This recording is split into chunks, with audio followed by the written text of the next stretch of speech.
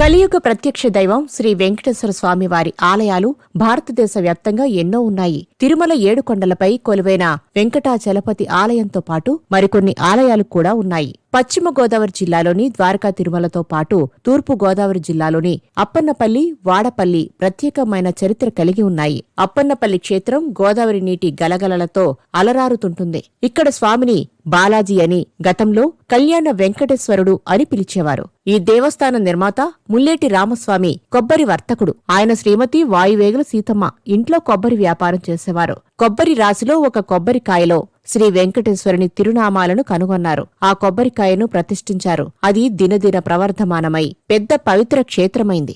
దేవస్థానం ధ్వజస్తంభం వెనుక కథ ఉంది. ఆలయానికి ధ్వజస్తంభం కొనడానికి వెళ్తే బేరం కుదరలేదు. అనంతరం వచ్చిన వరదల్లో ధ్వజస్తంభం అప్పన్నపల్లి ఆలయానికి కొట్టుకువచ్చింది. దానినే ధ్వజస్తంభంగా ప్రతిష్ఠించారని చెబుతారు.